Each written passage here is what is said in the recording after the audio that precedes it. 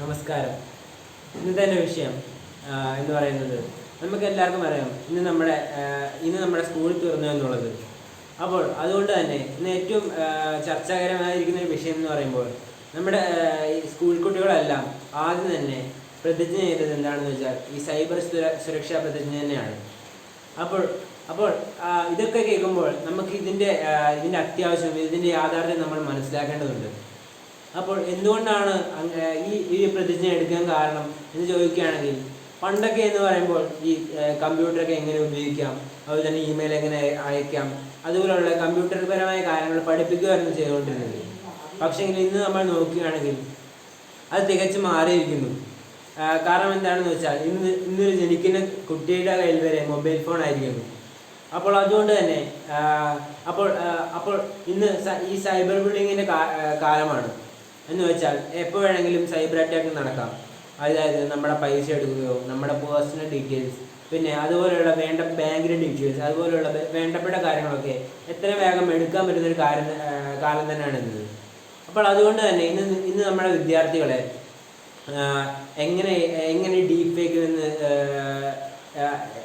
Deep fake മനസ്സിലാക്കാൻ സാധിക്കും, അതുപോലെ തന്നെ ഈ ഇൻ്റർനെറ്റ് എങ്ങനെ ദുരുപയോഗം ചെയ്യാതിരിക്കാൻ പറ്റും, പിന്നെ അതുപോലെയുള്ള ഈ സൈബർപരമായ ഒരു പ്ലഡ്ജാണ് ഇന്ന് നമ്മുടെ കുട്ടികളിലേക്ക് എത്തിച്ചത്. അപ്പം എന്താണ് ഈ സൈബർ ബുള്ളിങ് എന്ന് നോക്കുകയാണെങ്കിൽ നമുക്കറിയാം, പണ്ടൊക്കെ എന്ന് പറയുമ്പോൾ ക്ലാസ്സിൻ്റെ ഉള്ളിൽ മാത്രമായിരുന്നു പ്രശ്നമുണ്ടായിരുന്നത് കുട്ടികളുടെ ഇടയിൽ. പക്ഷേങ്കിൽ അങ്ങനെയല്ല. ഇന്ന് വാട്സപ്പ് ഗ്രൂപ്പുകളും ഇൻസ്റ്റാഗ്രാം ഗ്രൂപ്പുകളും എന്നിങ്ങനെ നിരവധി ഗ്രൂപ്പുകളാണ്. അപ്പോൾ അതുകൊണ്ടൊക്കെ തന്നെ അവിടെയൊക്കെ സൈബർ ബുള്ളിങ് ഉണ്ടാകാനുള്ള സാധ്യത വളരെയേറെയാണ്. നമുക്കറിയാം, ഇന്നത്തെ കാലത്ത് ഞാൻ നേരത്തെ പറഞ്ഞ പോലെ തന്നെ ചെറിയ കുട്ടികളുടെ കയ്യിൽ പോലും മൊബൈൽ ഫോണൊക്കെയാണ്. അതുകൊണ്ട് തന്നെ ചെറുപ്പത്തിൽ തന്നെ കുട്ടികൾ ഈ ഹാക്കിങ്ങിലേക്കും അതുപോലെയുള്ള ഇതിലേക്കൊക്കെ വഴിതിരിഞ്ഞു പോകുന്നുണ്ട്. അപ്പോൾ അതുകൊണ്ട് തന്നെ ഇന്ന് ഹാക്ക് ചെയ്യുക എന്ന് പറയുമ്പോൾ ഒരു നിസ്സാര കാര്യം തന്നെയാണ്.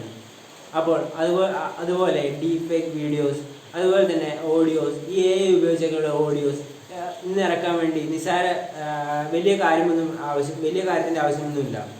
അതുകൊണ്ട് തന്നെ ഇന്ന് വാട്സപ്പ് ഗ്രൂപ്പുകളിലും അതുപോലെയുള്ള ഗ്രൂപ്പുകളിലുമൊക്കെ ഈ ഡീപ്പ് ഫേക്ക് വീഡിയോസ്, അപ്പോൾ അവയൊക്കെ വരുന്നത് തടയാൻ വേണ്ടിയുള്ള മുൻകരുതലാണ് ഇന്നത്തെ വിദ്യാർത്ഥികൾ എടുത്തു വരേണ്ടത് എന്ന് ഓർത്തുകൊണ്ടാണ് നമ്മുടെ കേരള സർക്കാർ അങ്ങനെ തീരുമാനിച്ചിരിക്കുന്നത്.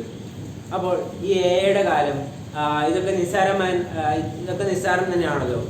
കാരണം ഇന്ന് നമുക്കറിയാം, ഇന്ന് എല്ലാവർക്കും AI ഉപയോഗിക്കാനും AI കൊണ്ട് എന്തെങ്കിലുമൊക്കെ ഉണ്ടാക്കാനും എല്ലാം സാധിക്കുന്നതാണ്. അപ്പോൾ അതുകൊണ്ട് തന്നെ അപ്പോൾ അതിനെയാണ് നമ്മൾ കൂടുതൽ പേടിക്കേണ്ടത് എന്ന് പറഞ്ഞുകൊണ്ടാണ് ഈ ഒരു പ്ലഡ്ജ് എടുത്തത് തന്നെ. നമുക്കറിയാം, ഈ സൈബർ അറ്റാക്ക് എന്ന് പറയുമ്പോൾ ഈ മാതാപിതാക്കൾ മാത്രം പേടിച്ചാൽ പോരാ, അത് വിദ്യാർത്ഥികളെ പേടിക്കണം. അതെങ്ങനെയാണെന്ന് വെച്ചാൽ, വിദ്യാർത്ഥികളെ എങ്ങനെ അഫക്റ്റ് ചെയ്യുന്നതെന്ന് വെച്ചാൽ, ഇപ്പോൾ ഒരു ഗെയിം കളിക്കുകയാണെങ്കിൽ കൂടുതൽ കോയിൻസ് തരാമെന്ന് പറഞ്ഞു, അതുപോലെ തന്നെ ഫ്രീ ആയിട്ട് ടോപ്പപ്പ്, അതായത് റീചാർജ് തരാമെന്ന് പറഞ്ഞു, പിന്നെ ഓരോ ലിങ്കിൽ കയറി ക്ലിക്ക് ചെയ്താൽ പേഴ്സണൽ ഡീറ്റെയിൽസൊക്കെ പോകുന്ന രീതിയിലേക്കൊക്കെ മാറിയിരിക്കുന്നു. പിന്നെ നമുക്കറിയാം ഡിജിറ്റൽ ലേണിങ്ങും സൈബർ ലേണിങ്ങും എന്ന് രണ്ടും വ്യത്യാസമാണ്. ഡിജിറ്റൽ ലേണിംഗ് എന്ന് പറയുമ്പോൾ നമുക്കറിയാം, ഈ കമ്പ്യൂട്ടറൊക്കെ എങ്ങനെ ഉപയോഗിക്കണമെന്നും അതുപോലുള്ള കാര്യങ്ങളൊക്കെ പഠിക്കുന്നതാണ് ഡിജിറ്റൽ ലേണിംഗ്.